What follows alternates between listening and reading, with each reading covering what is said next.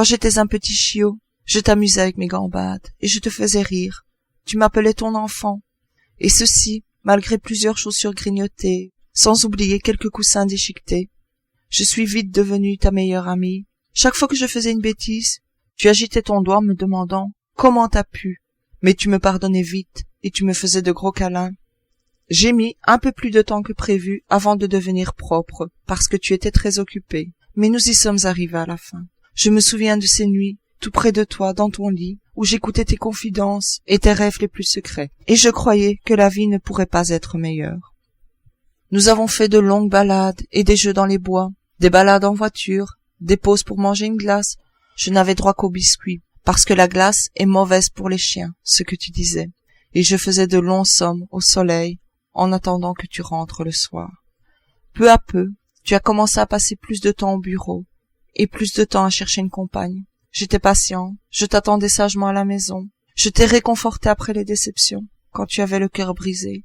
Je ne t'ai jamais grondé quand tu prenais la mauvaise décision, et je te faisais une de ces fêtes quand tu rentrais, et aussi quand tu es tombé amoureux. Elle, maintenant, ta femme, n'aime pas les chiens. Malgré ça, je l'ai accueillie dans notre maison.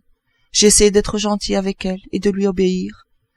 J'étais heureuse parce que tu étais heureux. Et puis, les bébés sont arrivés, et j'ai partagé ta joie. Ils me fascinaient, tout roses, avec leur odeur particulière, et je voulais aussi être leur maman. Seulement, elle et toi aviez peur que je leur fasse du mal, et la plupart du temps, j'étais punie et renvoyée dans une autre pièce, ou dans ma niche. Oh, comme j'aurais voulu les aimer, mais je suis devenue une prisonnière de l'amour. Quand ils ont commencé à grandir, je suis devenue leur amie. Ils s'accrochaient à ma fourrure et se servaient de moi pour se mettre debout, sur leurs petites jambes instables. Ils mettaient leurs doigts dans mes yeux, ils faisaient des recherches approfondies dans mes oreilles, et m'embrassaient sur le museau. J'adorais tous deux, quand ils me touchaient, parce qu'à ce moment-là, c'était rare que toi tu me touches. Et je les aurais défendus avec ma vie en cas de nécessité. Je rentrais en cachette dans leur lit, et je partageais leurs soucis et leurs rêves secrets. Ensemble, nous attendions l'arrivée de ta voiture. Autrefois, quand les gens te demandaient si tu avais un chien, tu sortais de ton portefeuille une photo de moi et tu racontais mes exploits. Ces dernières années, tu répondais seulement oui et tu détournais la conversation. Je n'étais plus ton chien. J'étais devenu un chien. Et tu commençais à regretter l'argent dépensé pour mon compte. Maintenant, tu as l'occasion de faire avancer ta carrière dans une autre ville. Et toi, et eux, vous allez habiter un appartement où les chiens ne sont pas admis. Tu as pris la bonne décision pour ta famille, mais il y avait une époque où c'était moi ta seule famille. J'étais heureuse quand tu m'as mise dans la voiture, jusqu'au moment où nous sommes arrivés au refuge. Ça sentait les chiens et les chats, la peur, le désespoir. Tu as rempli les papiers, et tu as dit que tu étais sûre qu'ils allaient me trouver une bonne maison. Elles ont haussé les épaules et t'ont regardé tristement. Elles connaissent la triste vérité. Les difficultés de placer un chien qui n'est plus tout jeune, même un chien avec des papiers en règle. Tu as été obligé d'arracher les doigts de ton fils, qui restait accroché à mon collier, pendant qu'il hurlait « Non, papa, s'il te plaît, ne les laisse pas prendre mon chien !» Et je me suis inquiétée pour lui, de la leçon que tu venais de lui donner sur l'amitié et la loyauté, l'amour et les responsabilités, le respect de la vie, de toutes les vies. Tu m'as tapoté gentiment la tête, en guise d'adieu, en évitant bien de me regarder dans les yeux, et tu as refusé de prendre mon collier et ma laisse. Tu étais en retard, un rendez-vous. Maintenant, moi aussi j'en ai un. Quand tu es parti, deux gentilles dames ont dit que tu savais sûrement, il y a quelques mois déjà, que tu allais déménager, mais que tu n'as pas cherché à me trouver une autre famille.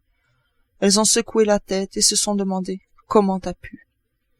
Elles nous traitent aussi bien que possible, ici au refuge. Compte tenu de tout le travail qu'elles ont, elles nous nourrissent, bien sûr, mais depuis quelques jours, je n'ai plus faim.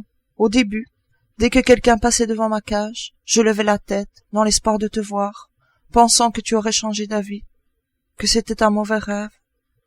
Ou j'espérais que ce serait quelqu'un qui m'aimerait, qui prendrait soin de moi, me sauverait.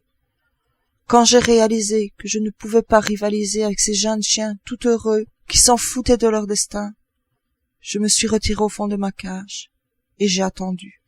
J'ai entendu ses pas, quand elle est venue me chercher à la fin de la journée, et je l'ai suivie docilement dans une autre pièce, une pièce tranquille, silencieuse.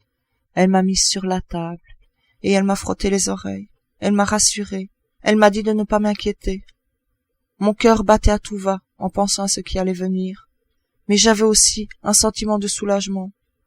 La prisonnière de l'amour n'avait plus de jour devant elle. Telle est ma nature. Je me faisais plus de soucis pour cette femme. La charge qui pèse sur elle est lourde. Ça je le sais, comme je devinais autrefois chacune de tes humeurs. Doucement, elle a mis le tourniquet autour de ma patte. Une larme coulait sur sa joue. J'ai léché sa main, tout comme je te réconfortais il y a tant d'années de ça. Elle a mis l'aiguille dans ma veine, en professionnel. Quand j'ai ressenti la piqûre et le liquide froid qui gagnait mon corps, je me suis allongée. Je l'ai regardée dans les yeux, si gentil, et j'ai chuchoté. Comment t'as pu? Peut-être parce qu'elle comprenait le langage des chiens. Elle m'a dit « Je suis vraiment désolée ». Elle m'a câlinée. Et elle m'a vite expliqué que c'était son devoir de s'assurer que j'allais dans un endroit meilleur, où je ne serais ni ignorée, ni abusée, ni abandonnée, où je devrais me défendre toute seule, un endroit où il y a de la lumière, de l'amour, tout à fait différent de notre terre. Dans mon dernier souffle, j'ai essayé, en remuant ma queue, de lui faire comprendre ceci. Je ne voulais pas lui dire à elle comment t'as pu. C'est à toi, mon maître adoré, que je pensais.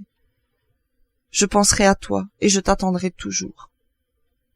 Que tout le monde dans ton entourage continue à t'être fidèle.